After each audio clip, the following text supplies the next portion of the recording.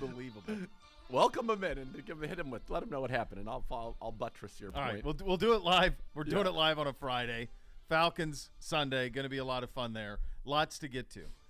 The conversation that you all missed, that Z and I were privy to, between Gibby and Madison on the other end, allowed for one of the most remarkable descriptions of how to handle a circumstance when you feel like maybe you're out over your skis or you are nervous. To the point, I believe the story went, Gibby talked himself into a yacht club by walking in, pointing to the commandant, and saying, "I'm his great nephew." Well, first of all, so the only commandant, there are 3 commandants in the United States of America. There are 3 commandants, and we all know Commandant Lassard from obviously Police Academy. Yeah. But the commandant is the title of the ranking officer in charge of each war college of the United States military. So there is a commandant of the Marine Corps, a commandant of the Coast Guard, and a commandant of the ship operations. They now have commandants at the Naval War College, the U.S. Air Force War College, the Army War College, the Marine Corps War College, and the National War College. There is no such commandant just floating around at a yacht club, however. CIC doesn't have a commandant. There's no commandant there. The Shoreby Club does not have a commandant. You would have to go literally to a military academy and be into their war college to be in the presence of a commandant. Like, what if the commandant's still alive? And they said, he's right here. Why don't we have you meet him? But there's no commandant there. Right, but even still. Like, commandant, admiral, whatever the person guy might be. How do you know he's not dead? I walked in. Right at the front door, there are pictures of all the past ones. I picked one. I was like, I'm going to roll with that one.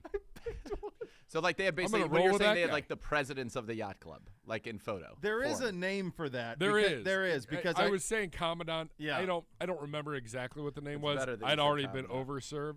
My wife was with me. She was overserved. She's all in on this. Oh, my God. We found a picture of a guy. I memorized the Commodore. Guy. Yes, that's it. Shit, the Commodore is the president of the yacht club. And I walked in, and we started walking around. We walked into the bar area. Someone said, "Can I help you?" I said, "I'm the great-grandnephew of Commodore, blah, blah, blah." And they're like, "Oh, that's awesome." I'm like, "Yeah, my wife and I are visiting from Cleveland, and oh, my God. Give us your drinks."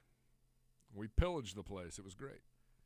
I wish you had run into somebody who knew the Commodore that you claimed to be familial relatives with and was like, I got a feeling at some point I thought I was pulling the wool over people's eyes, and I probably in no way, shape, or form was pulling any wool over anyone's eyes. You think they were just like, let's let him in and just see what happens. Let's just let this guy live a little bit. His wife's a lot of fun. He's kind of a bozo, but whatever. Yeah, let's see. They do have pictures, like when you go in for brunch at CIC, they do have pictures of those guys. Yep. You just I don't know what someone. their job is, but you have some of those guys that are there.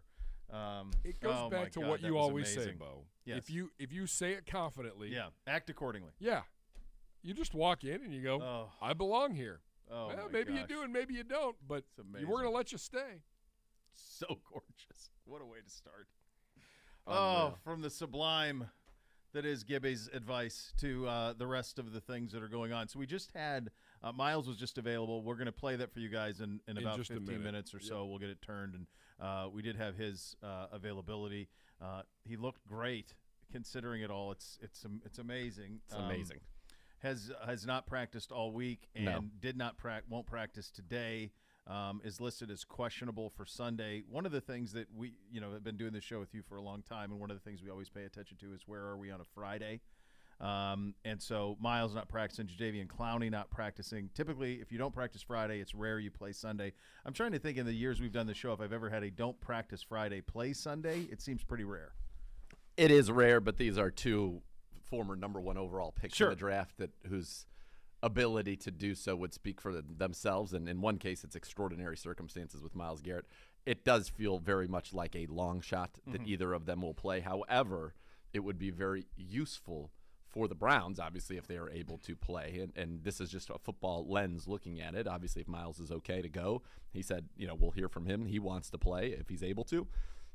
It would be very helpful. It's a darn good offense, and it would be useful to have your guys up front dealing with an offense that is this good. Yeah. So that's something we'll wait to see on. Taven Bryan is out. Chief, I don't think there was ever any question about that. Denzel, you'd hinted at that earlier in the week. Nothing to see there on that. There isn't. He's good to go. And I think really great news, especially regardless of Miles and Jadeveon. But to me, if they don't play, JOK's versatility and his ability to blitz and create havoc would be a must. And so it sounds like he's going to play. So that's a big win. Yeah, it's a huge win so that you're at least, right now the only questions that you have going into this game, you don't have Anthony Walker, you know that, but your back seven is at 100%. Yep. It is your front four that is the question, and we know that you will not have Taven Bryan, so Tommy Togiai, Perrion Winfrey, they're going to have to step up. My guess is that Roderick Perry will be elevated from the practice squad as he was when Perrion was out for discipline. So that'd be the second time they'd be able to elevate him for free off of the practice squad. And then my guess is we could see another linebacker elevated this week, a Dakota Allen, a Jermaine Carter, if they're looking for more special teams help there.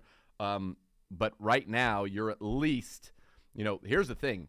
If there's no Clowney, if there's no Garrett, you've got Alex Wright, Isaac Rochelle, Isaiah Thomas. You're probably going to have to bring Curtis Weaver, who just rejoined your program this week. He'll have to be active. Now, the good news is he's been here for 2 years. He knows the scheme and all of that. But this is an all-hands-on-deck situation up front, and that's tough against a Falcons team that can run it effectively, that can throw it. They protected well. They've done a good job really in every respect offensively, and so you want to be at full strength trying to combat that, and especially guys that you have to communicate. There's going to be those RPOs where there are the options to hand it off. There's the option for him to keep it. There's also the option for him to pull it and throw it. So we need to be on our P's and Q's, and up front we will not be at 100%. We know that because of Taven Bryan, who's had a nice season so far with 8 quarterback pressures, second on the team. But these guys are going to have to step up, and here's the thing, folks. You're talking about young guys. I did a little look at this, and this is not meant to be alarmist, but it could be alarming. The Browns' pressures, and remember, Chase Winovich is out as well. Yeah.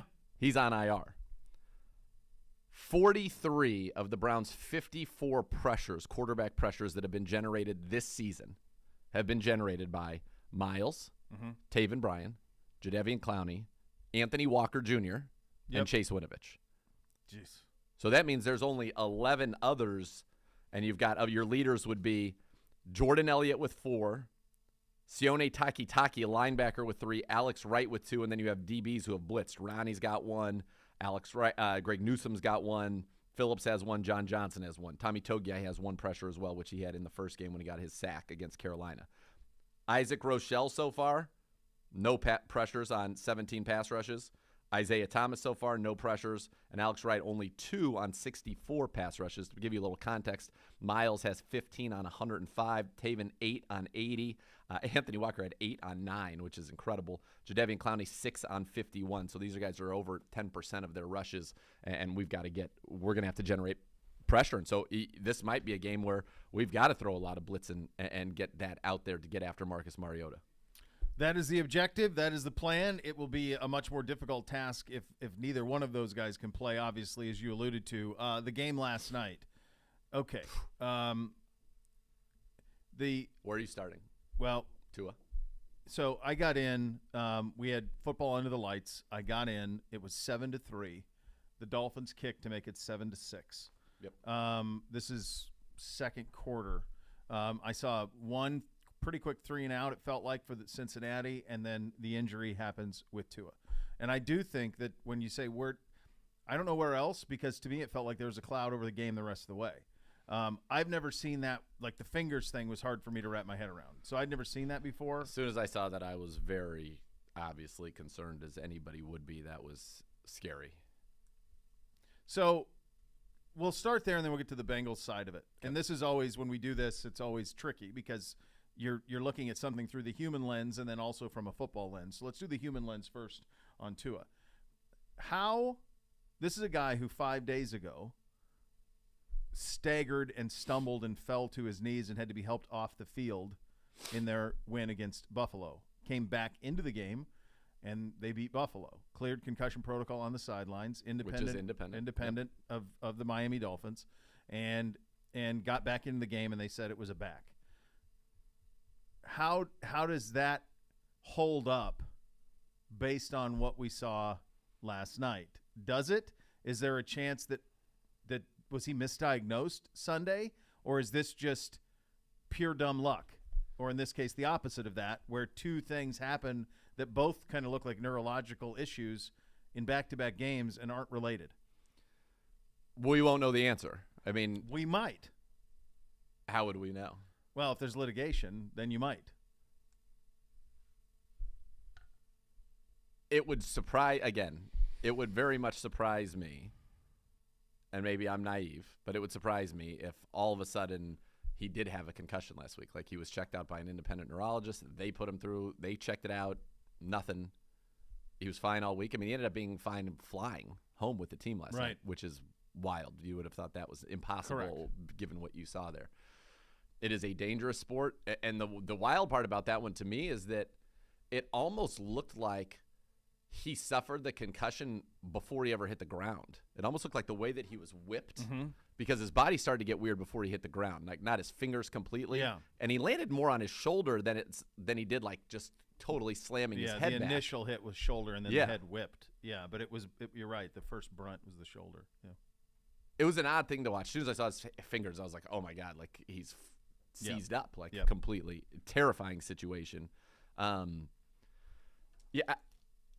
This is – I don't – unless it is proven to me, I'm not going into this thinking that there was some type of foul play involved. I don't think anybody No, but it was funny. It's like a lot of people were last night on social. That's wherever right. But I'm like, knowing – and I know you have a better handle on this than me. We've had a lot of guys in the protocol, and what it takes to get out of it is a lot. A lot. And they don't fudge that. I mean, it's built. Well, he was never in it. Correct. And it is easy to get in it. It's very easy to get in it. So how – that's the thing where everyone's like, well, yeah, it's independent, but who's paying the independent this, blah, blah, blah. Everyone's worried about all these things. I'm like, I just don't think the NFL – that's one thing that they're damn strong on.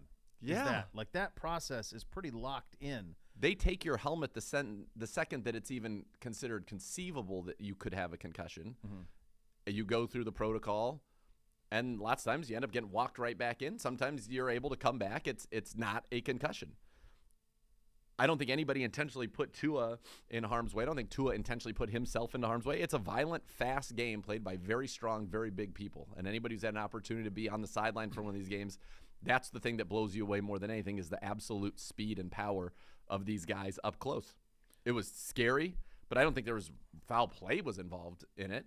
No. I think it's just a horrible thing, and it's very possible that it was two independent things. You know, his back, anybody who's had a back problem, they said the reason that he kind of stumbled over is because his back locked up. I've seen people literally almost paralyzed and fall to the ground. You're talking to a guy.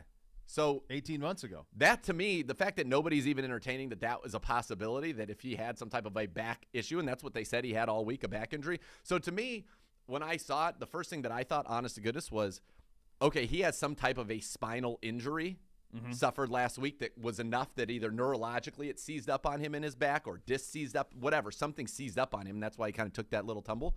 So there's probably swelling there and another big impact. And the way he was kind of suplexed back, like I could see that causing something in the spine that's all connected. It's your central nervous system. So that's honestly more what I thought than it was just a blunt force head trauma, which it did not appear to be. I'm no doctor, though. Yeah. But the fact that nobody's saying – there are a lot of people. You're one of them, so you can speak this better than I can, although I've seen it. I've had it happen. My back tightened up on me on the golf course one day, and I literally couldn't walk and fell over on the ground. So that's a very normal, actually, the way he moved of somebody whose back seized up, and nobody seems to really be giving that any credence whatsoever. No, it definitely was ran with last night that there was negligence on the part of the NFL and the part of the Dolphins. That was the purveying opinion on social. Now, social isn't the world, but there was a lot of it, and I'm seeing it even today throughout social. And I think, they didn't talk about it much on the broadcast at halftime. Al got into it in the fourth quarter. He and Herbie talked about it a little bit, but it was mostly Al setting it up, less from Herbie. But they get a little bit of talk about it. It was scary.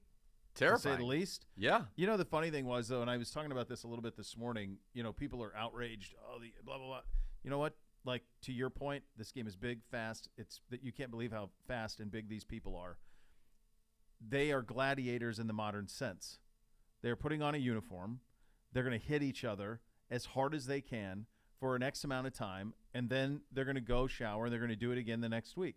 And the crazy thing is, and I've talked to guys, you've talked to guys who have played, they all know what they're signing up for. 100%. This isn't the 1970s. Yeah. The thing, and it's funny to me, so the thing that I would think that there could be more outrage about, honestly, is the state of the turf at MetLife Stadium, which has claimed more non-contact ACL tears than any other field in the National Football League by a wide margin. And Sterling Shepard on Monday Night Football, national TV, just running around, gruesomely tore his ACL. Mm-hmm. And that's something that there should be outrage for. Nobody signs up for just running around and having a turf that is so bad that they are ripping ligaments in their body. Mm-hmm. That, to me, is something that is perhaps negligent. That is something to me that is, and it's been this way for like 3 years. Mm-hmm. Remember the first game of, I would say 2 years ago, where the Niners went there and like Bosa, 2 other of their studs, all were gone? Yeah. Non-contact ACLs? Yeah. Like that, to me, is a more egregious thing than what happened last night. What happened last night, it is a violent physical game. And that is the downside, and the NFL is doing everything that it can to mitigate. They're coming up with helmet technologies, investing in helmet technologies to reduce concussions. Guys are wearing those mushroom caps, in the preseason to reduce concussions. They are very cognizant of that. Again, I don't think this is a case of he had a concussion and it was some giant conspiracy to cover up this concussion. I just don't see that being the case at all. No, not when we know what we know about the way that the protocols are handled. So I'm with you on that. In terms of the actual game, Miami was obviously different without Tua than they were with him, although I thought Teddy was fine. I think the big takeaway that I had from this, and it's a win the Bengals had to have. They covered, but I still think it's very noteworthy that a team that was in the Super Bowl last year really struggles to run the ball the way that they do. They could not get Mixon going. God, they tried. What was it, 24 for 60? Something like that. They can't. They get no push. 2.5 yards. They get absolutely no push out of that whatsoever. And it feels like they're just a little off offensively. Feels like Burrow's a little off. He doesn't seem as crisp as he was. Ball placement was not good. That's what I'm getting at. It feels like not quite as crisp as he was a year ago towards the end of the year. Yeah, I'm with you on that. It does feel like the ball placement was a little off on some of those. T. Higgins made good catches on balls that weren't there. Their line did a good job in pass pro. And at the end of the day, if they can do that, they're going to be fine. Like running is important, yes. It's not as important to them as it is to us. No, So as long as they can pass protect and throw the ball, they're going to be just fine, and they can do that. And I thought it was interesting. Miami employed somewhat smart and somewhat of a risky, what I would call risky, defensive strategy, and a very Belichickian defensive strategy. So they doubled Jamar Chase, and oftentimes also doubled Tyler Boyd, and left Xavier Howard one-on-one, their best corner, one of the best corners in the league, one-on-one with T. Higgins. And save for the one play, I mean, there was a while where T. Higgins was having a tough time getting off the line of scrimmage against Howard, but he had the 59-yard touchdown, and then I think got some confidence going, and then Howard ended up going out and caught a few more balls. They really did take away Jamar Chase. I would suggest to them next time, hey, maybe you double Higgins and Chase and single up Tyler Boyd. Yeah. But for me, as a T. Higgins guy, and you're a T. Higgins guy, it was nice to see. It worked out well for us last night. So that part of it was very good. But I thought their defense looked good. Hendrickson is a force. Sam Hubbard, I thought, had a very nice game. I do think you can run on them. It was something Miami wasn't as committed to, which surprised me a little bit. Yeah, they were successful when they did it. They get the ball to Tyreek Hill in so many ways and force feed him the ball. It was almost like Waddle was an afterthought in this game, which I thought was a little bit of a mistake. Gesicki's like gone out of the game plan. Like they franchise tagged that guy, and he what did he catch? One swing out pass for no yards? Yeah, not much. Yeah. It's interesting to watch them. And I think they were shook, though. McDaniel was clearly, you saw it on his face, he was shook by what happened with Tua. But I thought Teddy came in and played well. Obviously, the interception, they had a little bit of a miscommunication on that one, and that cost them the game. But they had every chance, I think, to win that game, which would have been nice for us. I was actually hoping the Dolphins would win, even though, as we know, for the scores on Thursday night, we were, if you were paying attention, you knew. Nailed it. Yeah, of course we nailed it. It was the most obvious one ever. There was no reason that the undefeated Dolphins were going to be 3.5-point dogs on the road to Cincinnati unless they were going to lose, which they did. Flat out told you how it was going to go. Remember the day. Pay attention. All of those things. really we overemphasize overemphasize. It was almost egregious. We will do scores today. You've got your over-unders. You will hear from Miles. We're coming up next? All right, we're going to hear from Miles, his press conference. We're going to play that for you. It was great to have him. He was here yesterday, here again today. Who knows on Sunday, but it was great to hear from him, and you will get that opportunity coming up next. You listen to Cleveland Browns Daily on 850 ESPN Cleveland.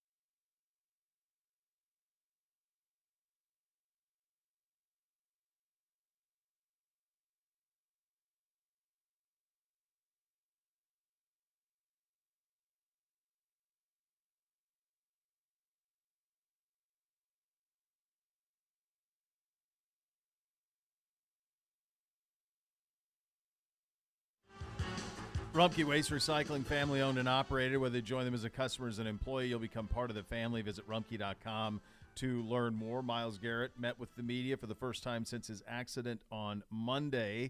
Here is that presser. You guys are down. 11 minutes and 40 seconds this is.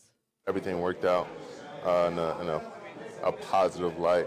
You know, me and my pastor made it out. We're both healthy, both walking around, and just blessed to live another day. As far as Sunday, it's a game time decision up to coach and training staff, and all of us come together and make the right decision for me and moving forward. And before I go to any further question, I'd like to thank Ohio Highway Patrol. I'd like to thank Medina Sheriff's County Office. I'd like to thank all the first responders that were able to get to me and my pastor and came so quickly and help us get the medical attention that we needed. What is it more, the shoulder, Miles, or the bicep? It's hurt, or they both hurt? It's a little bit of both. I'm recovering pretty quickly, but both have given me some pain here and there, but I wake up each morning feeling better. Is there an element of wanting to get out there Sunday just to get back to normalcy? I mean, it was a traumatic thing.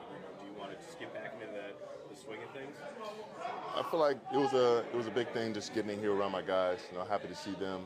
Everyone just being embraced by your family and this team. It meant a lot to me, and them receiving me with open arms. Miles, are you grateful to be alive after Absolutely. Definitely grateful to be here. With what I saw. Right after. The pictures. I think it was. It was a hell of an event, and just grateful that not only I'm alive, I was able to have so much of my family and a support system that was around me, and just keep me locked in and keep me focused on just taking it day by day. Does your life flash before your eyes? It didn't for me. For me, it was a little bit of a blur. Obviously, with all that happened, but I just focus on my family and my loved ones. I was like, can you even describe how shaken up you were by that? And are you still kind of feeling the effects of the emotional, whatever, roller coaster you went through? I think emotionally, I'm pretty grounded with it. I think I put it behind me. Physically, I'm still dealing with some of the injuries that came along with it. But it's just really just a blur. It all happened pretty fast, and sometimes last couple of nights I've sat and thought about some of the different situations, scenarios, how it played out. But just knowing that, and I can't change the past. Just got to keep on moving forward, and glad everyone's all right. Getting back into the facility on Thursday and getting back around your teammates, how much has that been kind of cathartic for you to kind of move, start kind of moving forward and everything? It's been amazing, seeing these guys, just so happy and excited to see me, in good spirits and good health, and seeing these guys just ready to rock. Being around football is something I love, but being around, these guys who I've grown with and come to know and be able to grind with for these last few months and few years with some of these guys, it's just it's a great feeling. As the week has gone on, like a few days after the accident, were you feeling like more sore or anything, or have you just kind of started to feel like slightly better these last couple days? What's like the physical process been like? It's kind of gone like up and down. Some like this morning I woke up sore. Yesterday I woke up pretty fresh, and right now I feel pretty loose. The treatment's been very well for me. I've been doing stuff at home and here at the facility, so it's gone up and down, but I feel a lot better than I have. Do you remember rolling over or anything like that? No, I mean, it was really just flashes. It was a blur. A lot of things happened very quickly, so I don't remember much that happened. Miles, what have you learned from this experience and maybe some of the other things previously that you've gone through, some other tickets that you've gotten? What have you learned? I mean, really just focus on the small things about driving that we take for granted. Trying to always keeping your phone away. I was smart enough to keep my phone away. Have my seatbelt on, which really saved mine and my passenger's life. Focus on the road. Have both my hands on the wheel, and unfortunately lost control. But everything else that I had control of was I was doing the right way, and I was able to save our lives and at least keep us able to walk away from that crash. There's a report there was an animal on the road that you swerved to get away. Do you remember any of it? That's what I believe what made me move in the first place. I remember moving out the way of animal coming from the right, and then I remember opposing car coming the opposite way, and then it was kind of just quick flashes after that. You had some speeding tickets. Will this maybe slow you down slightly? I think this will be, definitely a wake-up call for, me and, just trying to be smart overall while driving. Don't take it for granted. Be grateful that, I'm able to still be here, and just take my time. I mean, Miles, I saw that you had speeding tickets back-to-back days last year where you were going over 100. Does it take something like this to kind of get through to you that you've been driving too fast? I don't think it takes something as drastic as this to tell me I need to slow down. Just about listening to my loved ones and hearing them out, understanding that it is serious every time you step on, every time you get into the car, no matter how fast you're going over the speed limit. There's a lot of situations and circumstances you put yourself in that can lead to not only endangering yourself but someone else. So this is definitely a call to me to be more safe with my driving and pay attention to my speed and my surroundings. But I think there's definitely a lot of circumstances where they can be unsafe, but got to be aware of all those. We talked to you a lot this year about maintaining consistency in the little things you did in the offseason to try to avoid nagging injuries, things like that. I guess how frustrating is it that you experienced this, which has cost you some days here, even regardless of what happens on Sunday, that it's something non-football related that's physically impacting you? I mean, it's not really frustrating because the opposition is me not being here. So right now I'm just grateful to be here in the facility, being able to have all my limbs, be able to walk and talk and do everything that I've been doing for the majority of my life. So just glad to be in the building. Is your eye okay? Yeah, I mean, hit my head during the crash, so I think I popped the blood vessel in my eye, but as far as my vision, there's nothing wrong with it. Saw eye doctor and everything's all good. Miles, did you get a message from your teammates when you returned to the building on Thursday? I know they were very happy to see you. Did you address them? Did you share? I didn't address them, but I went up and I talked to everyone, shook everybody's hand, was hugged everybody. Just glad to get the opportunity again to do that and see everyone. And I addressed some guys who I know a little bit better and talked to them, but just happy to be amongst these guys again. When you're reacting to the I can hear you. Do you think you'll be able to give it a go on Sunday? I mean, that's up to the training staff and the coaches. If it were up to me, I'd love to go. That's just my competitive spirit and my nature.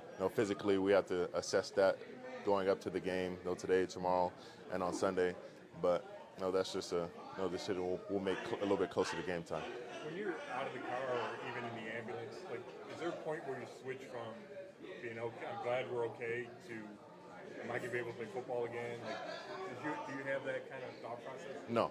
I mean, I thought about my family, thought about them worrying. I thought about my pastor, making sure that they were okay and their life was going to remain the same. So it wasn't on football because at that point, everything that had just happened was much bigger than football, and it really involved our lives and moving forward. So football was kind of like in the back of my mind, and just trying to make sure that everyone's health moving forward was okay. And how relieved were you to find out that your passenger was okay?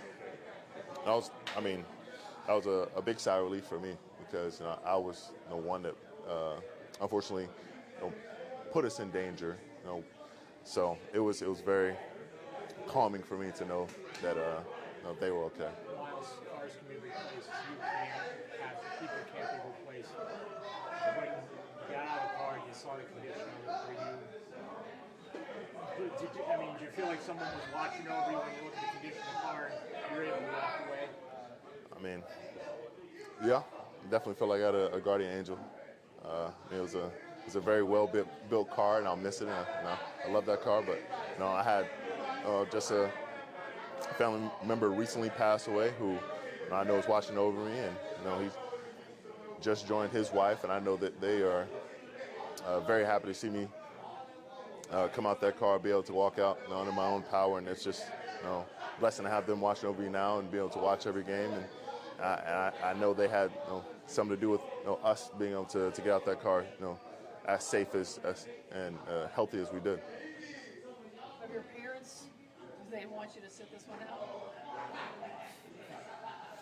out? They voiced their opinions towards me playing in this game, and as far as as that goes, they're concerned and they want me to be a little bit more proactive with my help going into the game. But it just all kind of focuses on what the team needs, what we need, and what's actually safe for me to do. I don't know if you saw it, but if you did, does that give you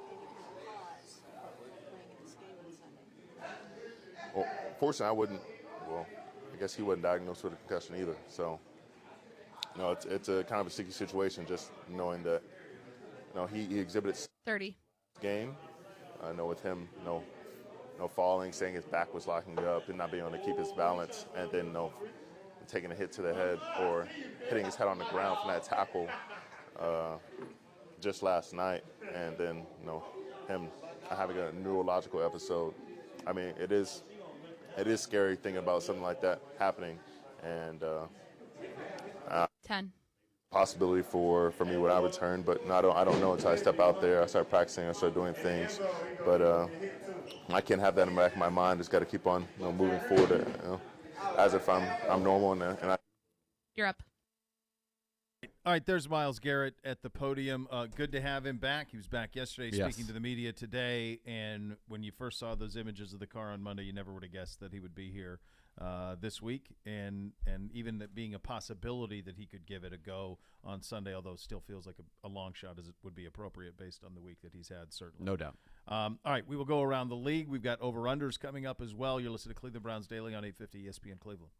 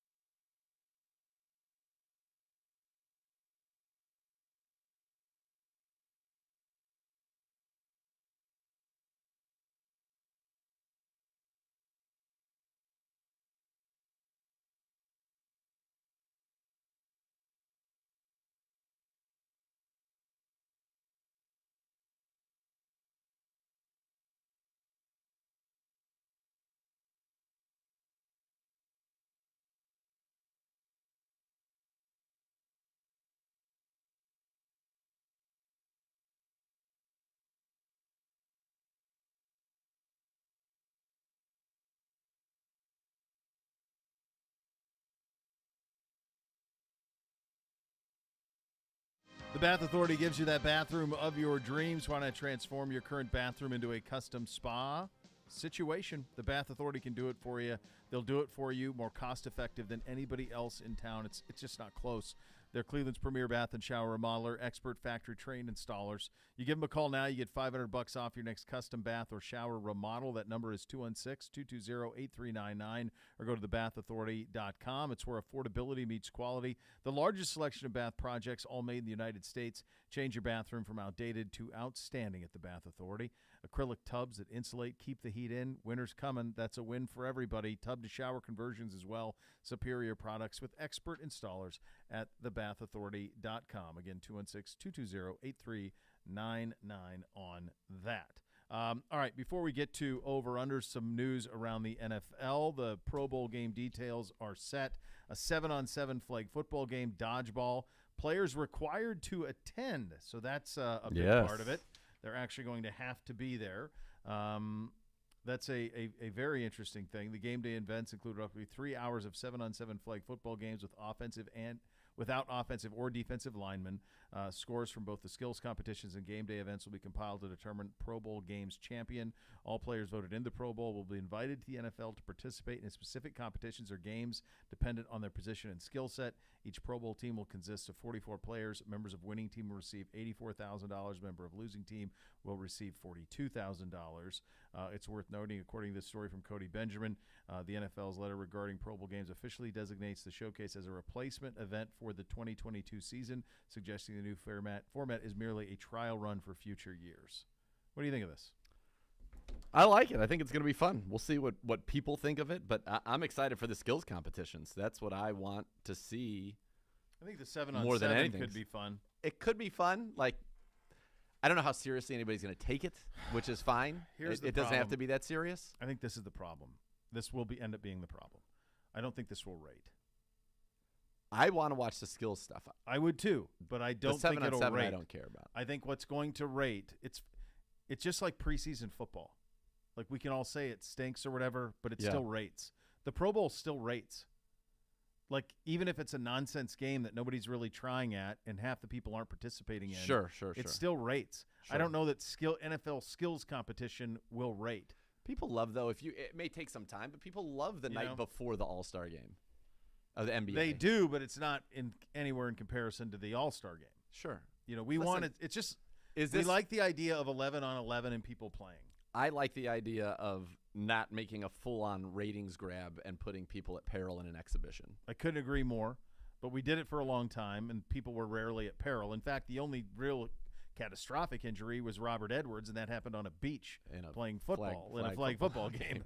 Yeah. Not in the Pro Bowl. Sure. So that I can think of. I can't think of any injuries that ever happened in the Pro Bowl off the top of my head. I like this too. I prefer this to the Pro Bowl, but I also think that it's a little bit of a tough. I think from a rating standpoint, it's not going to quite be there. Yeah, we'll see. It very well may not be from a rating standpoint. Again, I think it'll be fun. I love seeing guys compete and do so in a very safe manner, and I think it'll be fun to see. Like, I'd love to see some of the quarterback stuff. I'd love to see some sprinting stuff.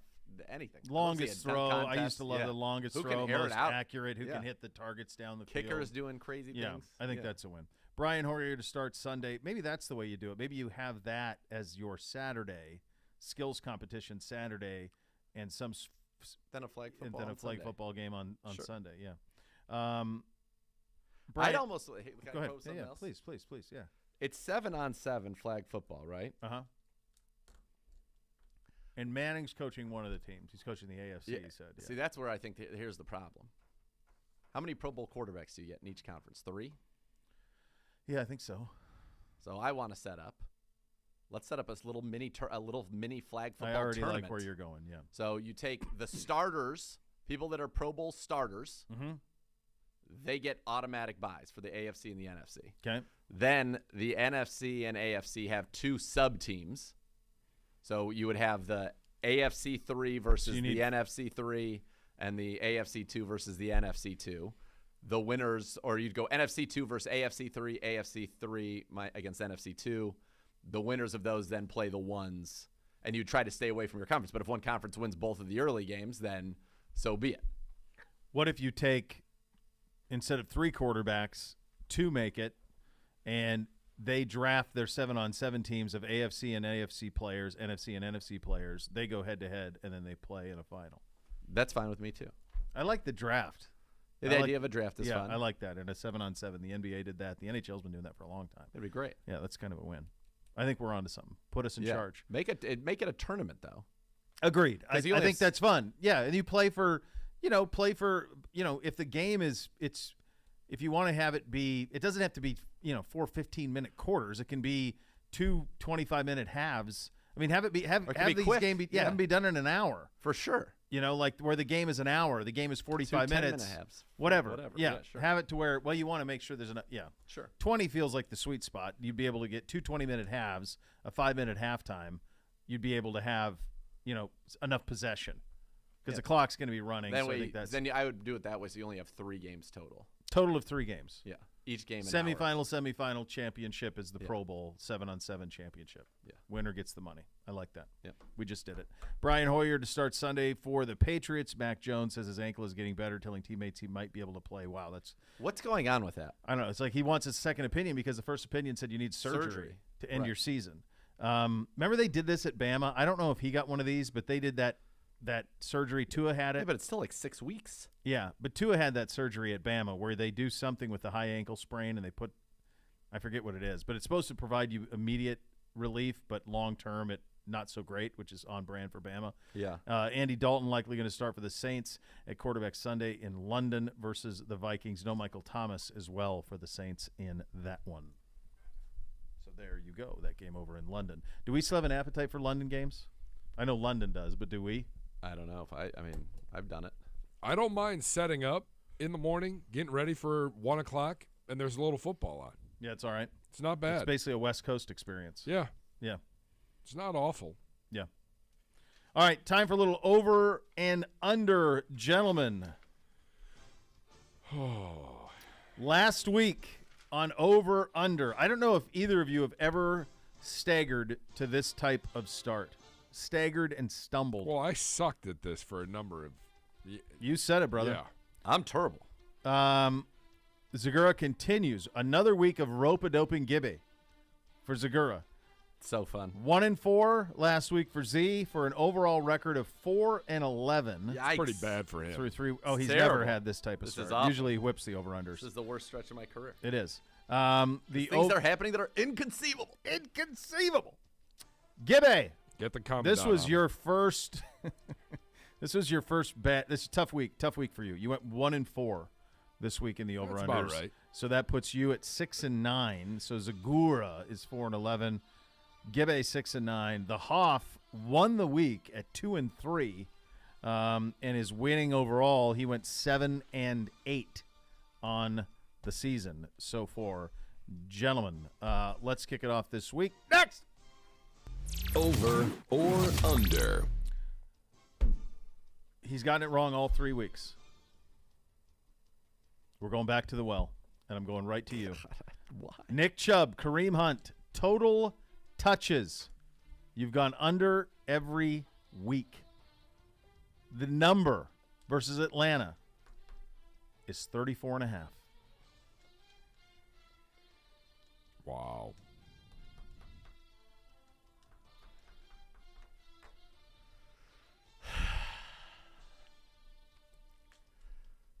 The problem is, here's the problem that I'm dealing with right now. Okay. Eventually it's going to not. Here's the problem. Yeah. That if I take the over this week, it will go under. And I feel like it continuing to go over is good for our football team.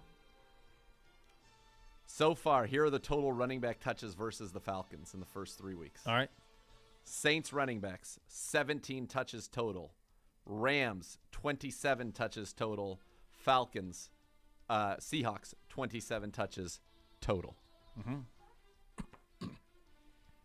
What's our least amount of touches, though, is 35. Like 35, and you're at 34 35 in week 2 was our least amount. And you're at 34.5. That's correct. Because I love this football team, under. Give it! I believe I've said this before.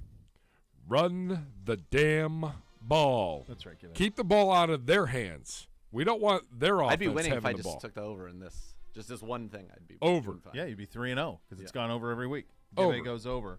We'll get the Hoffs. Yeah, I'll send at a everything later to the date. Hoff All and right. have him fill it out. Next. Over or under. All right. We're talking about receiving yards.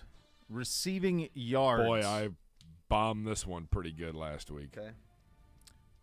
Amari Cooper plus the Chief. We did this last week. Over or under a little tight end receiver matchup. Yeah, it should be. It's perfect. Pitts and London.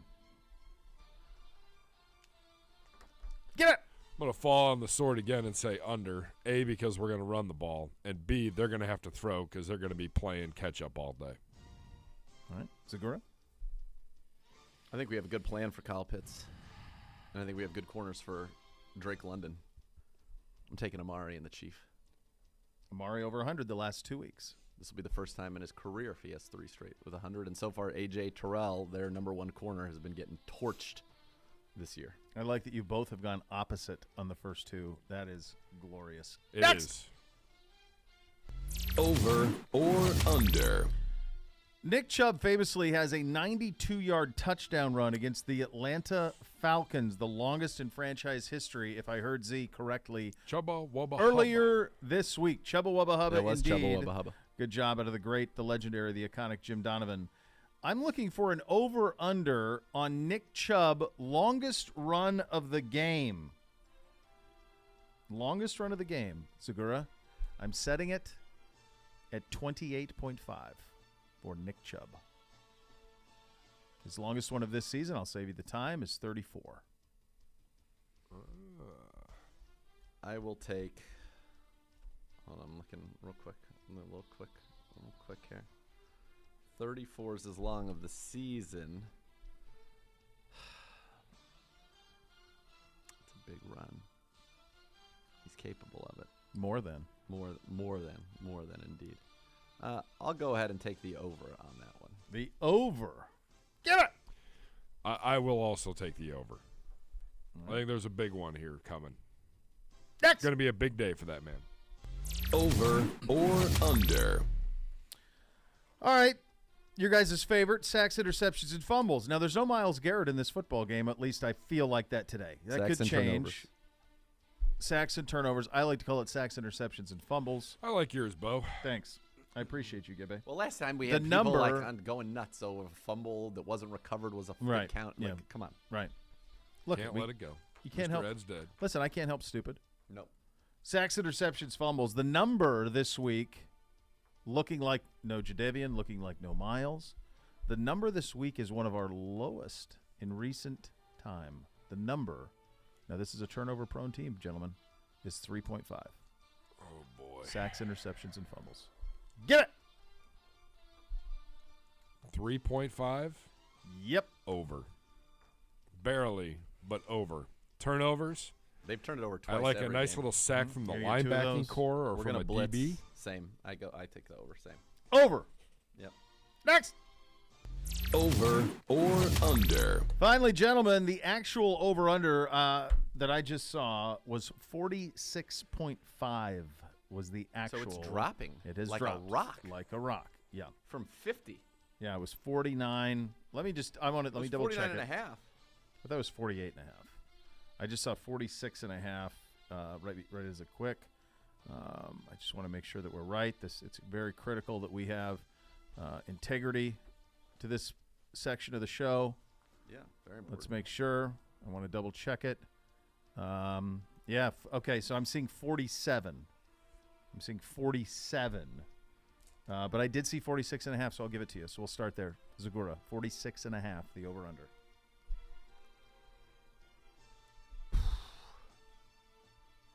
Both of these teams have scored at least 26 in every game so far this season. Mm-hmm. Our defense is decimated. Yep. Their defense is non-existent. Yep. It's got to be a track race, right? It's Has got to to be. But And something tells therefore, me that we're you gonna should go not drink the wine in front of you. That's right. I feel like we're gonna. Our game plan will be to minimize their offensive possessions, and thus we will take our time, short passes, runs, keep the clock running.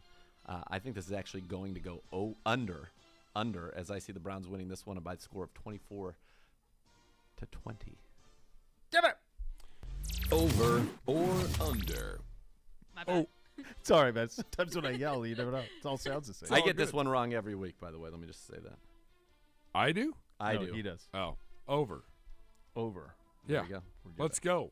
Shootout. You at guys the did Mercedes-Benz Dome. Let's go. You did three different this week. So we'll see. Could be a big swing week. We'll get the Hoff's answers on that. See if he can maintain his lead. Coming up in the final hour, of course, the scores, the keys to victory. Jack Conklin as well. You're listening to Cleveland Browns Daily on 850 ESPN Cleveland.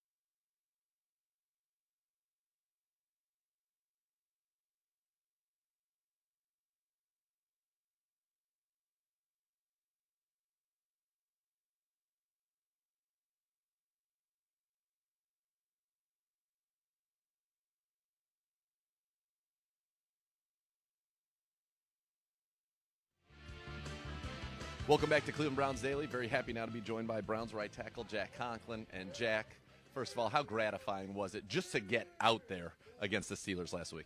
I mean, it was just so exciting, just to be out there and be back playing with the guys and feeling good too. So I was ecstatic to be out there, and I'm happy to be back. So you go out there, no pressures allowed, no big deal. You look like the two-time first team. 5 minutes on this. When you were able to watch yourself back, were you kind of surprised that for your first game out there, you were able to come back at that level? Yeah, I was happy. I was definitely trying to, it takes a little bit to get the confidence back, but after the first couple plays, I started feeling like I could trust my knee and everything, and I felt good, and the confidence just kept building as the game went on, and I felt like myself again. Tell us about your journey, though, because you think about what happened in Baltimore. I remember you walking off the field, and then I was like, oh, my God, you were out. You were here every single day. There was not a time that you were not here working so hard for that moment. What was that journey like for you? It's definitely tough. It's a mental grind of just it's a lot of doing the same stuff over and over again and not seeing a whole lot of change immediately. And it's just a long grind. And I think you just have to keep reminding yourself over and over again that things are getting better. And if you keep working on it, keep working hard, your knee's going to feel better. And luckily I had great support at home, my wife and my kids and everything. And unfortunately I've been through it before, so we knew that I knew I could come back strong. And credit the training staff for getting me there. And it was a tough journey, but it's a great journey, and I think it's helped build my mental confidence a lot. Yeah, did you learn anything about yourself going through this? I think just building the mental fortitude. Realizing that I do have the strength to get stronger even through injury. Better myself mentally. Maybe I'm not getting the physical reps, but able to get more of the coaching side with Bill, be able to understand the schemes of stuff more, and I think that really has expanded my game. How do you feel now? You go through one. It's one thing to come back and be ready to play. Now you've gone through a game. Fortunately, it was a Thursday, so you had a little bit of a long rest here. But how do you feel physically, and would you almost say you're in better shape than maybe you've ever been before? Yeah, definitely. I mean, I honestly felt better than I thought I would after the game. Not too sore, just a regular game soreness, and again, that's helped my confidence even more to realize my knee can take it, and I can play like I want to play and play like myself. Is it nice being a veteran, as you said, getting all those mental reps, being with Coach, because you don't need to practice every day at this stage in your career. Coming back, they're being very judicious with you. So does that give you like a lot of comfort in just kind of the plan, and also knowing that, hey, I've done this, I know I can do it? Definitely, and again, being the third year in the same offense, I'm not learning a whole lot of new stuff, just more sitting back and understanding, like I said, the whole scheme of things, and be able to understand more of the nuances rather than just what I have to do. I think that just plays a huge role in being having the confidence to come back and play fast. All right, getting ready for the Atlanta Falcons. Before we talk about their defense, talk about their quarterback, Marcus Mariota. You blocked for him in Tennessee. What can you tell me about him and what he brings to that team? He's a great leader. He's a guy, he doesn't say a whole lot, but he works hard. He works extremely hard, and he's going to try to expend plays as long as he can and try to make big plays for his team and keep them in the lead. So it's going to be a good battle for us. All right, let's talk about their defense. They're going to walk guys around, stand guys up all over the place, try to confuse you, bring a lot of blitzes. What have you seen from them on tape, and how can you deal with that? I think we just got to be on our game. We got to be on the same page. It's an away game, so it's going to be loud, and we got to be able to get our communication passed around. And if we do that, we'll be able to put ourselves in the right position, and it just comes down to the physicality that we pride ourselves on and holding our standard on that. Has Nick Chubb said anything about the fact this is the first time he gets to play as a pro in Georgia? I know he doesn't say much, but I think it's a big deal to him. I don't know if I've heard him say anything this week yet, so maybe today.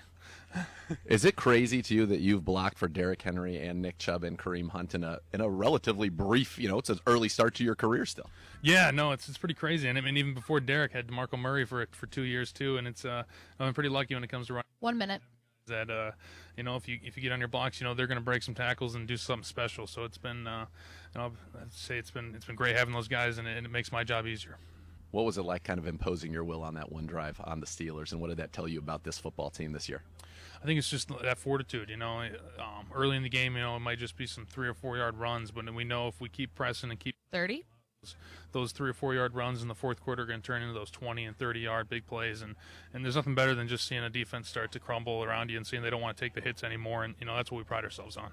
What's it been like being back next to Wyatt? Because I'm sure he's loud as ever. Always got to temper him throughout the game, keep him from talking to the referees too much, but no, it's great. 10. It's just he knows what he's got to do, and he's so strong. If he's going to knock people over, and it's great. Well, it's great to have you back, Jack. Thanks for the time today, and best of luck. You're up. That was remarkable how quickly he came back.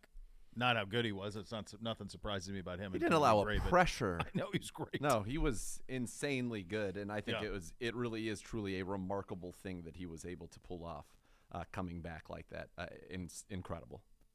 Yeah, it was great, and It's great to have him back. so much of what we do is just built on that group up front. Yeah. They are not only incredibly talented, but the best dudes. It's a good group of humans up there who get stuff done, and that's been the case for a long time, going back to the Hoff days and Mitchell and all those guys. I mean, it's just been a lot of great dudes that have come through that offensive line and been excellent. You know, in college football, they'll do linebacker U, running back U. We're like O-line U.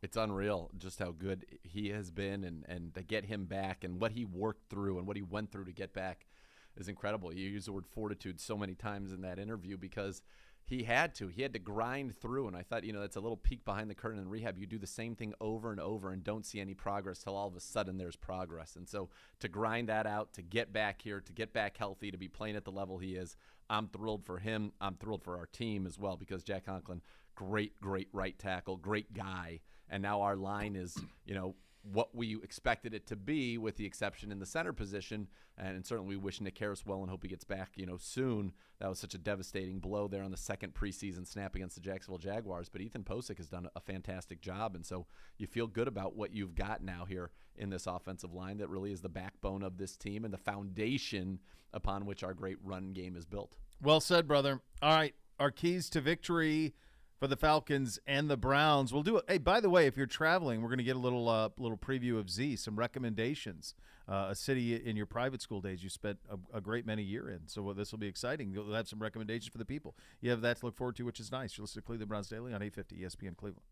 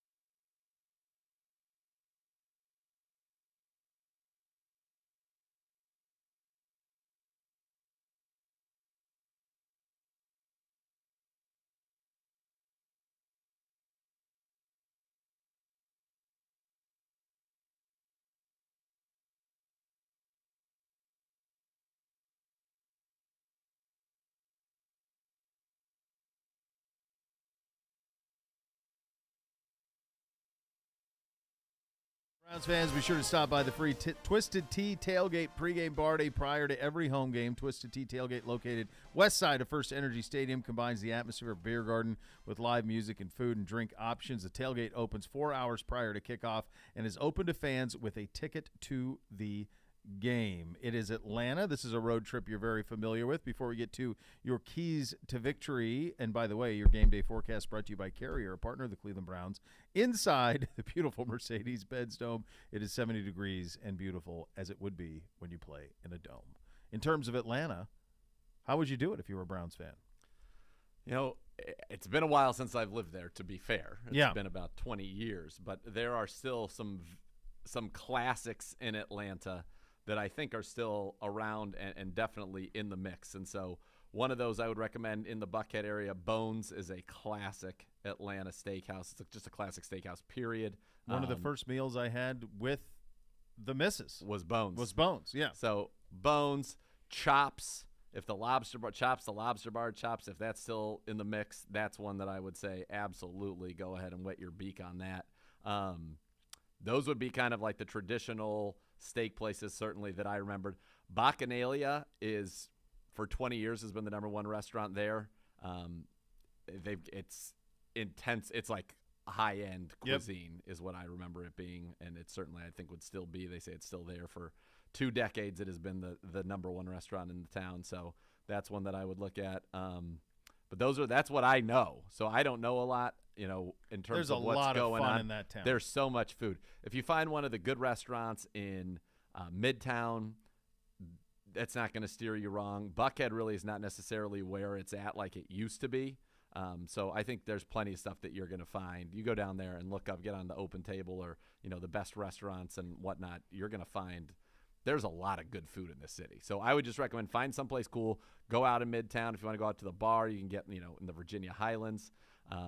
This says Miller Union and Masterpiece are the 2 best restaurants in the city. So it's interesting. When I was that was a place that we went a lot. Yeah. When I was in Tallahassee, that was an easy trip. I'd go there to cover a lot of things. We covered the Braves, so we used to go oddly because they're like the team of the South. Yeah. And so like when they were in the postseason, you'd go cover the Braves. It was nuts. It was about 4 hours, 3.5, 4 hours. That's up not there. bad. So we'd zip up there and cover them. Covered some Falcons games when they were interesting because we were in South Georgia as well. I don't know that I've ever had a bad time in Atlanta. It's an awesome city. It's a great town. It is fun. Now, I would also say this. If you're a single man and with some buddies, pretty good. Yeah, you're going to have a good time down there. Pretty good. Here's another one.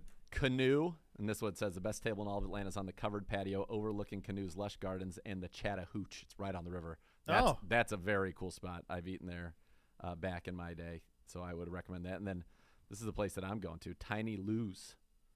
Very good. Tiny Lou's, little French bistro with Danny and Al B. So it's going to be a lot of fun. I'm pumped. Have you seen the game day poster this week? Yeah, it's good. That's really good. Do They're we all have good. those? Do we have one? Podes. How do we not have a poster? What's up with that? I mean, you got to have it. I mean, this is a great one. So it's Duck Hunt. Oh, yeah. It's good. Falcon Hunt. Yeah, it's very, very good. You'll enjoy that one. All right, time for the keys to victory for your Cleveland Browns on Sunday in Atlanta. Dr. Z. Well, let's start with on the defensive side of the ball, okay? This is going to be a team that's going to run a lot of play action. In fact, 47% of their passes come out of play action, which is the highest rate in the league by a wide margin. He's not going to hit the gritty, huh? Well, it's doing business here. A slight gritty. Still get a little taste. A little taste of it. Yeah, a little more subdued. Subtle. A little more subdued, a man of consequence there. Well, they love it, though. They're eating it up. Of course. Whatever he's saying, they're eating it up. Look at him. He's saying he's telling them about how he's seen your swag. Yeah, that's right. Yeah, that's a big win. Uh-huh. Yeah, that's right. They love it. We love it. Everyone's a win. Everybody's loving it. You walking around in those shoes. See? Looking back. He knows it. Yeah, he knows for sure. Oh, what a breakdown of this. He should come in easy. here. He should come in here. You should come get on the microphone. You should come get and tell everybody of your greatness. There it is. There it is. Boom. Coming up, deuces, snake eyes. All right, back to the football game. Play action. So when is play action effective? Well, certainly on the early downs, it's effective. And if you get into a 3rd and short where a run is a realistic possibility. It's also quite effective. On play action this year, Mariota, 71% completion, 10.2 yards per attempt. That's very good, 93 quarterback rating. So to put it in perspective, we run play action on 22% of our passes, basically 1 out of every 5. They're doing it on basically 1 out of every 2. Without play action, he's just a 55% passer, 6 yards per attempt, and a 76 rating. So one of the big keys to me is going to be able to stop the run or the early down passing of Arthur Smith and get them into third and long, obvious straight drop back situations. So that's a big key for the Browns right there. Another key relating to our defense. Kyle Pitts. This one seems easy, and now maybe it's a very small sample size. Look at that starter on trend. Like Beautiful. That's Kyle Pitts, Atlanta, 4-0 when he has 80 or more yards, 4-12 when he does not. That feels like a pretty good Feels stat. like that's feels like important, a stat that's tied to some things as well. So I think that's it. And then this goes back to the first down. They're one of the best first down teams in the league. 59.1% of their first down plays gained 4 or more yards, which is second best in the NFL behind only Miami, the Dolphins. All right, when we've got the ball, just take it to these guys. They've got new linebackers. They can't cover. They can't stop the run. Just get after these guys.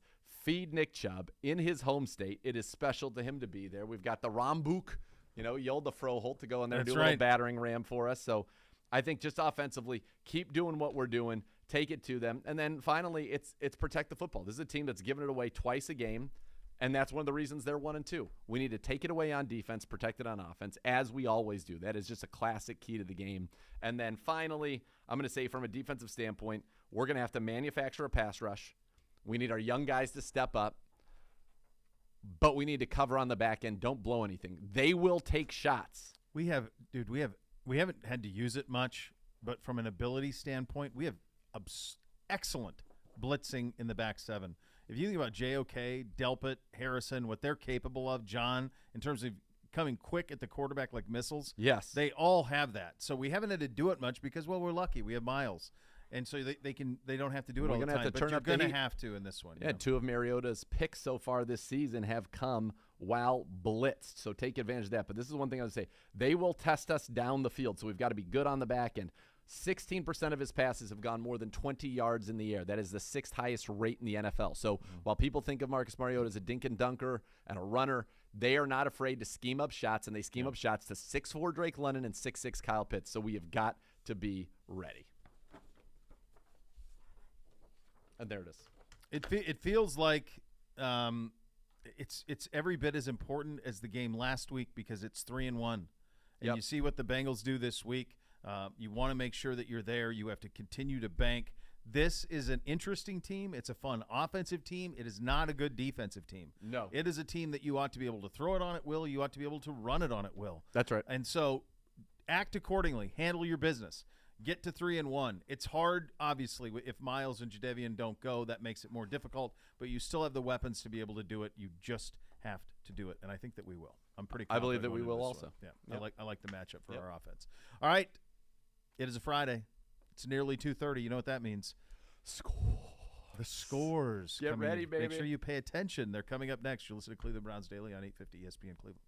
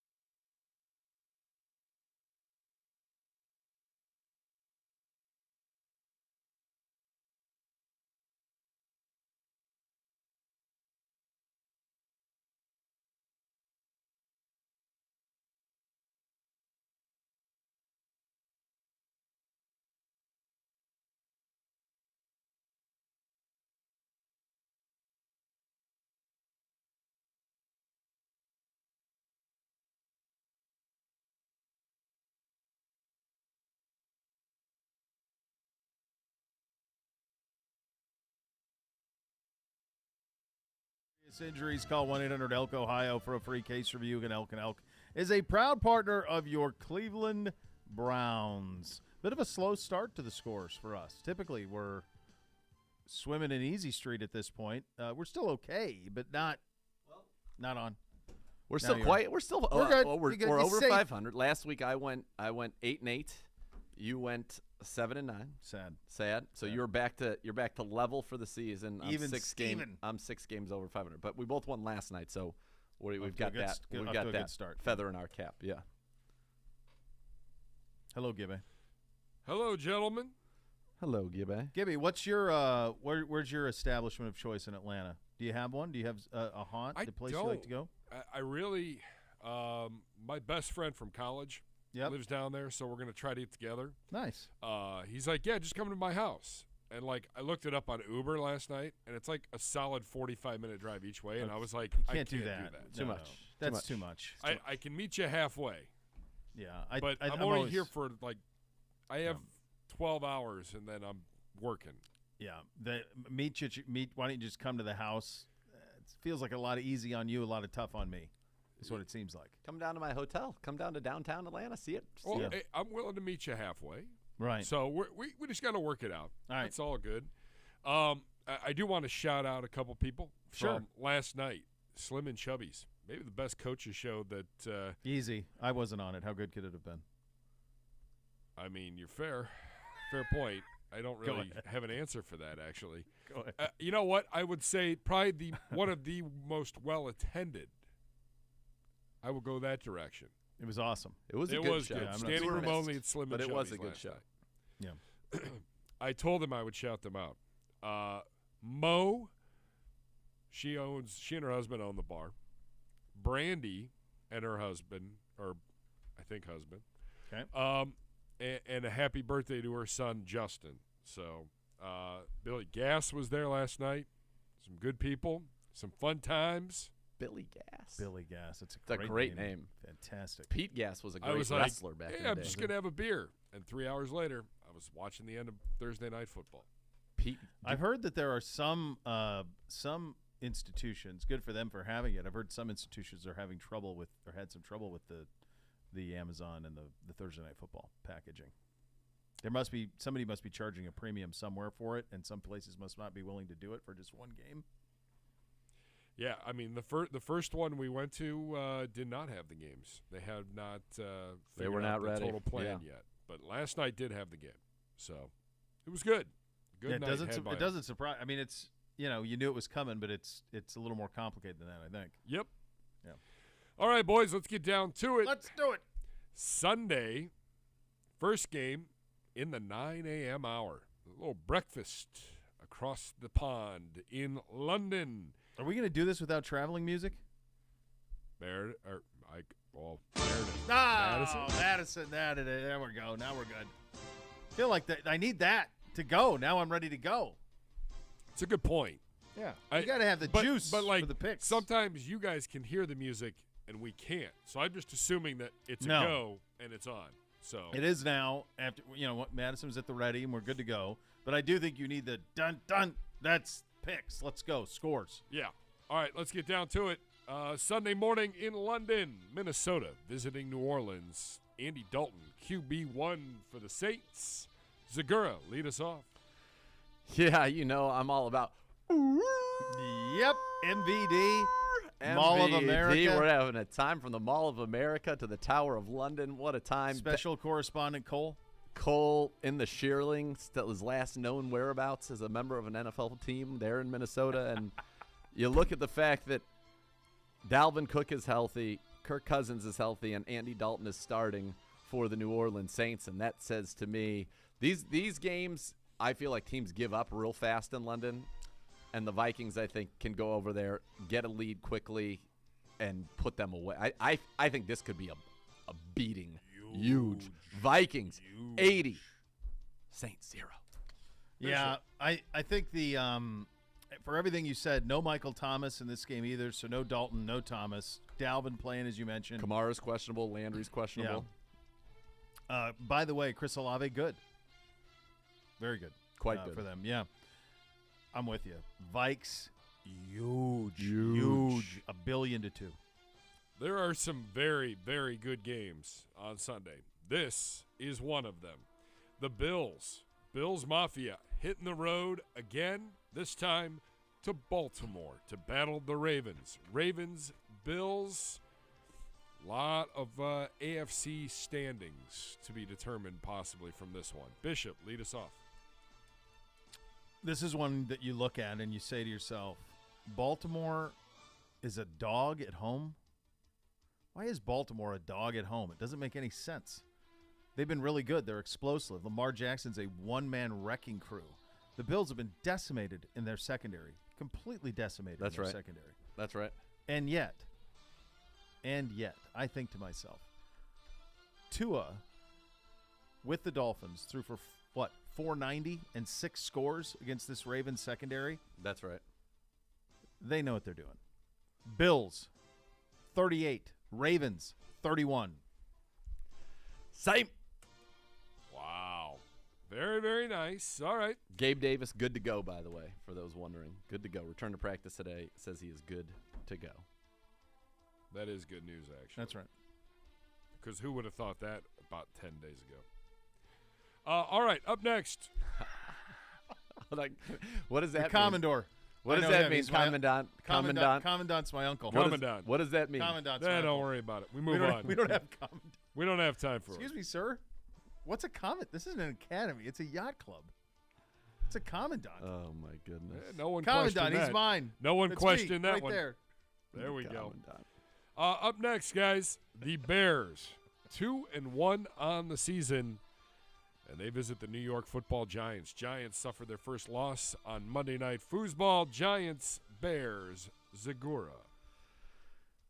So I saw the Giants, got to watch them on Monday Night Football. They're not good. They suck. Their line is terrible. Saquon's playing great. He's fully back. But the rest of that team, not good. Graham Gano, good kicker. Sure. Rest of the team, not great. I kind of feel bad for Danny Dimes. I don't know that you can really evaluate him. You have no idea what's going on there. Wild incompetence. Dable has them believing. The good news is they are better than the Bears because the Bears absolutely stink. However, after watching Ezekiel Elliott, no, I think you're okay. I'm okay?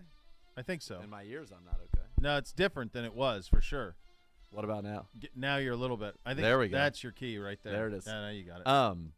I think that Khalil Herbert's going to run wild. Love him in fantasy. Love him in this. G-Men 17. The Bears 16. Bishop. G-Men 18. Bears 3. Wow. This is a gross game, though. This is gross. Wow. It's not great. Up next, the Spiro Ditas game of the week. Pretty good one, actually. Yeah. The undefeated Philadelphia Eagles playing host to the 2-1 Jacksonville Jaguars. Jaguars come in after a big win against Los Angeles last week. Bishop.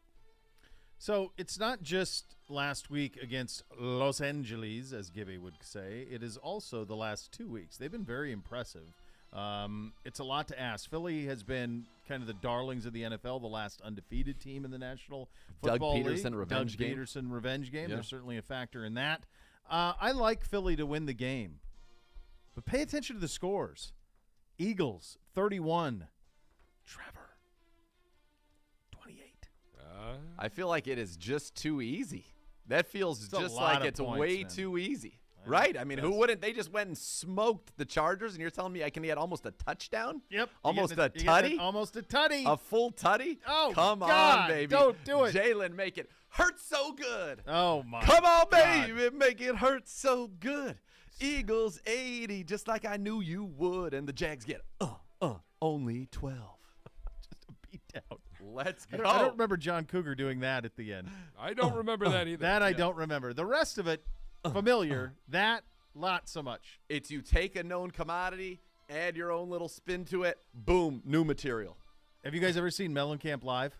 I bet Gibby has. Yeah.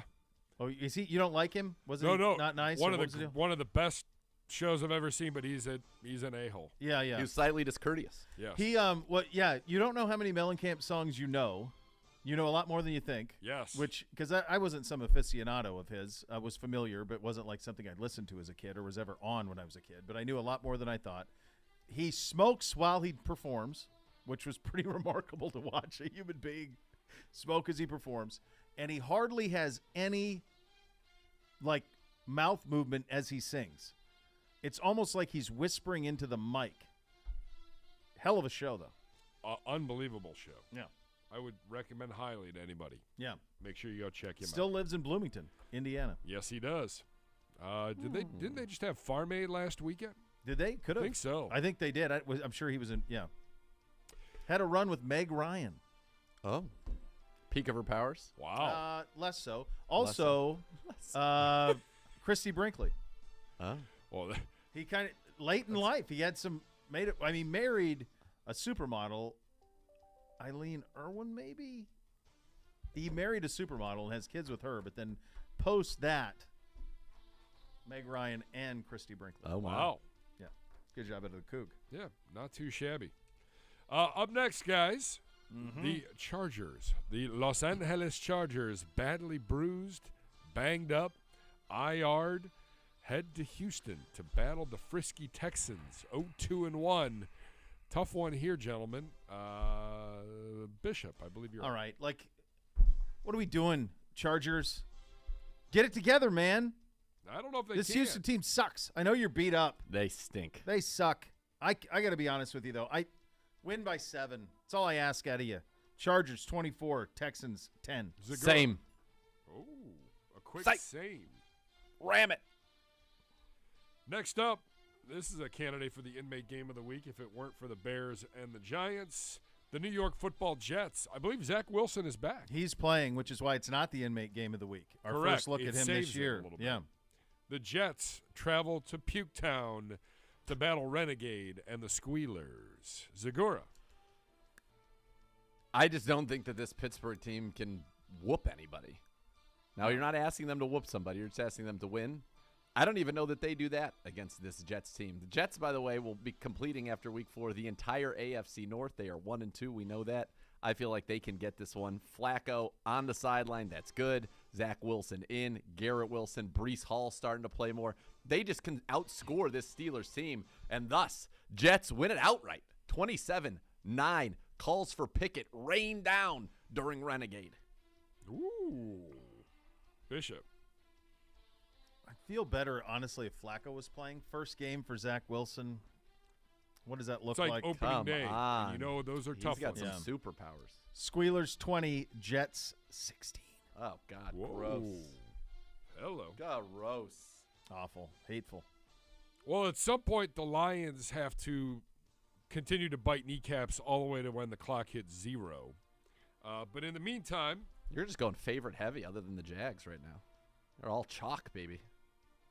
the Detroit Right? Is that right? Lions Did I have that are right? 1 I don't pay and attention 2, to it. I just pick it when I go. I think that's right. and they play host to the Seattle Seahawks, also 1-2 on the football season. Seahawks visiting the Lions. Is that up to you, Bo? Is it my turn? I think it's my turn. Yeah, I think so. No, Amon St. Brown. No. Hate Yeah. to see it. This is my theory on Pete Carroll and the Seahawks. He went all in to beat Russ, Yep. and everything else he's doing is to make damn sure he gets C.J. Stroud. Leo's 38. Sea Chickens 28. Sea Chickens. Zagora? Man, we're going to get a big win here, man. Josh Reynolds, he'll step up. He had, 90 yards last week. We got DJ Chark, Hawkinson, Jamal Williams has 4 rushing touchdowns, tied with Nick Chubb for the league lead. These Seahawks are a joke, man. We're going to eat them up, man. They don't even have kneecaps. Let's go. Leons, ram it. Up next, a big one in the AFC South. Going to find out who is a pretender and who is a contender. The Tennessee Titans got their first win last week over the Las Vegas Raiders. They traveled to Indianapolis. Colts got their first win of the year against the Kansas City Chiefs. Zagora, kick us off. The Titans are cooked, brother. I don't care They're that cooked. they beat the Raiders. They are cooked. But the Colts aren't very inspirational. They're not really galloping like you'd expect to see a No. Colt. running around near At a best, herd a of brown trot. spotter. Yeah, I think I Not would even call a it lope. even a saunter, as it were. And thus, while they get the win with 23 points, they cede 20 to the Titans. Same. Ram it. Ooh, all right. To the NFC East we go. And a good one on Sunday between the Washington Commanders and the Dallas Cowboys. A good one? This Cowboys, is a good one? 2-1. Washington 1-2. Oh, you know, the network makes it out to be a great game. What game is this? Is this? It's an Is this Sunday night? It's not Sunday night. No, it's an Oh, NFC East slobber knocker. You know, because that's what the 'Cause they networks tell do us. every time Yeah, the Dallas commies and suck. Washington or Dallas and the Giants are play each dreadful. other. Commies are dreadful. They suck. Dreadful. Cowboys. Segura. 28. Commies 20. I'm still mad at Tony Pollard, and therefore I could see that red-headed guy. Wait! Who's that? Oh, my God. Oh, Here he first is. knock of the day. Oh, no. Under the awning. They Don't do it. carry a 28-20 lead to the Cowboys Oh, late no. into the fourth Oh, quarter. God. Wentz leads them on the comeback. Does he? He finds No. McLaurin for a touchdown, 28-26. They No. go for two, and Wentz fumbles the snap. Cowboys fall on it. Oh, no. They win 28-26. Oh, my gosh. Sad. Up next, guys, this one, some things have happened. Cooper Rush can't win forever. I mean, he can't, like, They suck. Washington's terrible. Yeah, but yet Dallas. Carolina was favored by 1.5 yesterday. I don't know why, but they were. That's what we're going with. That's what we'll go with. Carolina is 1-2, fresh off of their first win of the year. And they play host to the Arizona Cardinals. 1-2 on the season. I have no idea what Cardinal team is actually going to show up tomorrow, but the Cardinals traveling east to Carolina. Bishop. Kyler versus Baker. What could go wrong? Yeah. That happened a couple of years ago. I like Kyler. I like the Cards. I think this Carolina team, you guys see the stuff this week? It's not great. Reports that rooms are being lost by Matt Rule. Blame is being put at the feet of receivers. Not good. Yeah, did you see DJ Moore that video? I did see that video. Well, yeah. Not good. It's awful. It's very quite Cards. familiar. No, I've read the book. Yeah. Yeah. Cards. Huge. Ram it. Here's my question to you. Sure. They won last week. Yes, they So did. why is it all this week that everything's falling apart? Because they all know how bad it is? Yeah, because what was it, 12 of 26? Yeah. That's not great. No. Well, but they're going to turn to P.J. Walker. I mean, Well, no, everybody else is hurt. they don't Done have for the another year. choice. They're Yeah, out. they got no other choices. Arizona, ram it. I think you got to be able to beat this football team. I mean, Yep. there it is. I agree. Ram it. They're bad. They're dreadful. McCaffrey's banged up now. I mean, come on. So in the AFC West, the division that everybody said was going to be such a great division, Kansas City and Denver are 2-1. Not really sure I'm buying Denver. They're dreadful. Los Angeles They do suck. and their injuries are 1-2, and the Raiders are 0-3. The Sunday afternoon tilt starts off with the Raiders hosting Denver. Raiders looking for that first win of the year. Segura. This is another one that doesn't make any sense, right? Like, how are they Shouldn't. not? How are they not the underdog in this game? They being the Raiders, they've been dreadful. Mm-hmm. The Broncos aren't very impressive either. No. I think they're probably the better team, but this is feeling way too easy for me. We're in Las Vegas. Look at those casinos. They look nice because people lose often when they gamble. Oh, do and they? therefore, I thought you were going to say they were going to tempt Russ, but Russ doesn't roll that no, way. The he's only not thing going to that be tempts tempted. Russ is Run, pass. a spicy Subway option. That's all he. How That is- awkward is that? Was that just so awkward? It was awful. How about how he was It's on chewing, but par he for wouldn't him. swallow? Did you notice that? It's He just awful. kept chewing as he was doing it. It was like Uncle Rico in Napoleon Dynamite, Weirdest because damn that thing guy I've is a ever seen. vegetarian, and they wanted him to eat steak, so he would just chew it and then spit it out. Then spit it out. Yeah, oh yeah, true story. It's amazing. I didn't know that about Napoleon Dynamite. I wish I had. Thus, the Raiders, Devontae Adams, Derek Carr, they get it going. They win this one. Sure they do. Let's ride.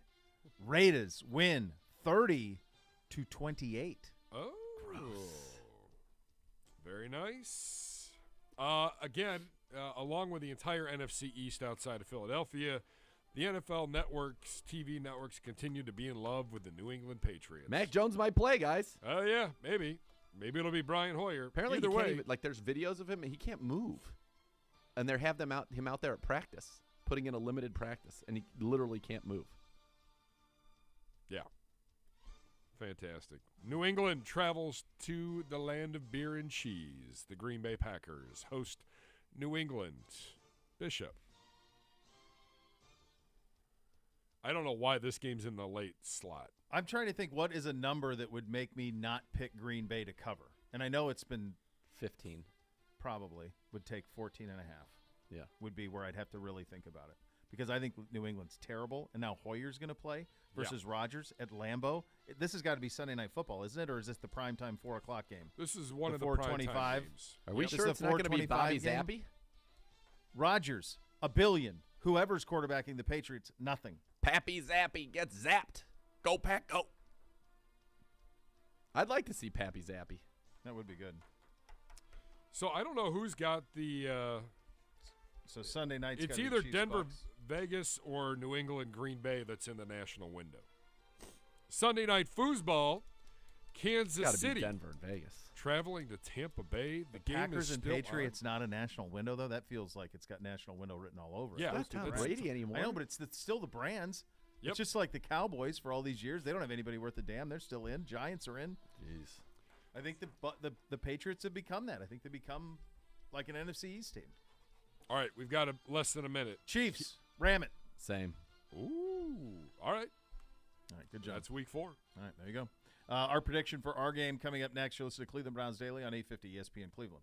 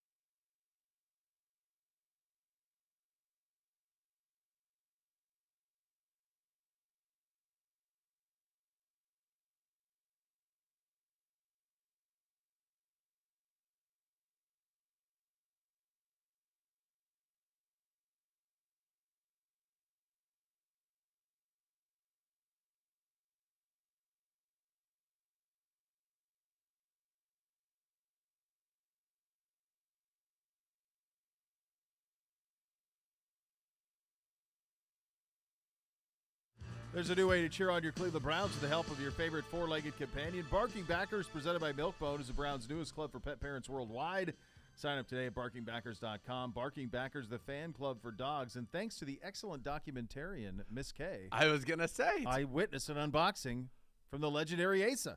How happy was Asa, too? So it was happy. like, I mean, she was thrilled. Like, I liked how she knew where the food was without locked it in. wasn't even Turns open. out their noses are very good. Very good. She was so excited, Asa was, to get into that. It was a great documentarian job, as always, par excellence. But have you thought about the fact that at some point, if it's ever required, and based on your current trajectory, I think that it will be, if there's ever a need for a Ken Burns-like 18 hours, this is 1 your minute. life, Nathan Zagura, it's all there. there's a lot of it. It's all there. That's for sure. Yeah. Between There's a lot this, of it. you got this 2 hours a day. You've got, I mean, and They'll and be the- like, so the were you full- born at the age of 37 or 38? That's when all of a sudden there's a great documentary. Because there's not a whole lot of Not a my lot before childhood. that. In fact, there's like none very of my little, childhood. but Yeah. it's almost like it's very good. Yeah. It's very good. Yeah, The Miss K You're like era it's has the been Truman strong. the Truman Show kind of, but Yeah. the other way. But the other like we way, picked it right. up later in Yeah. life. Yeah, Like Benjamin Button or something. yeah, I like it. 30. I like us. I don't even know what it is. What is it? 1? 20. 1.5? What did I say? 24-20. 24-20. But Yeah. a comfortable 24-20. They get that Late that's nonsense. late. That's late. Yeah, we've had a script that we followed other than the last 2 minutes of the Jets. I believe that Let's follow that script. that script will be followed again. 10 seconds. And we'll be doing a Victory Monday. Oh, With baby. the return of the Joe Thomas Hour as we break down the Browns and the Falcons. Have a great weekend, everybody. The next level's coming up next. Cleveland Browns Daily, 850 ESPN Cleveland.